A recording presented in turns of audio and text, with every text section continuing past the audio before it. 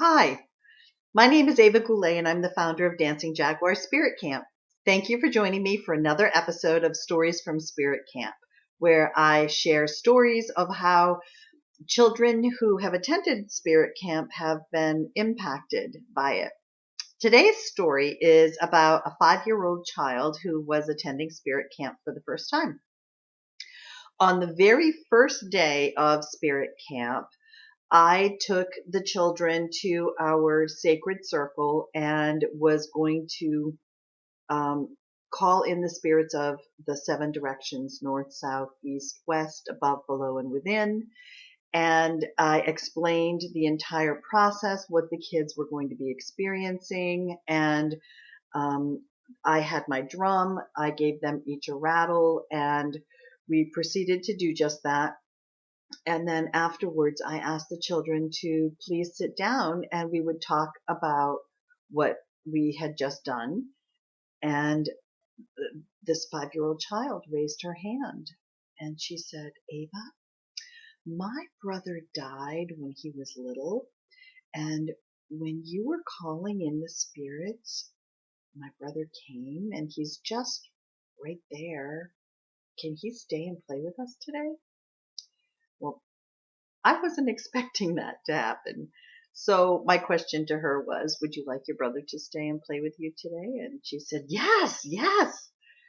So we, of course, invited her brother to stay and play with her that day. And I talked to the mom about it when she picked her child up that afternoon. And she mentioned that her daughter often talks to her brother, and she actually didn't realize that she was seeing her brother as well.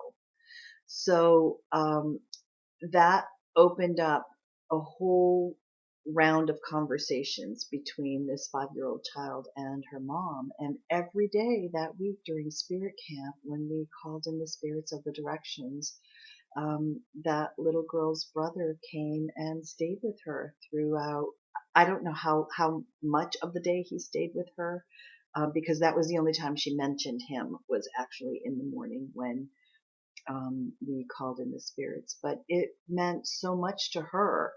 And for the mom, it was an incredibly healing experience for that little girl to have throughout the course of that week, because she was spending time with her brother and they were attending camp together.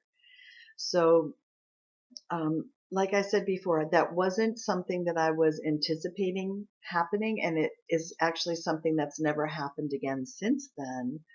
But it goes to show that some children who are incredibly sensitive have experiences that they normally wouldn't necessarily talk about openly, but Spirit Camp does give children an opportunity to talk about things and talk about their experiences in a way that normalizes it for them and makes it feel acceptable for them to talk about, which is really important for the children in our lives who are so sensitive and are empaths and can that take on the feelings of those people around them. It's so important for them to be able to develop a vocabulary to be able to speak about such things. So thank you for joining me today for this episode of Stories from Spirit Camp.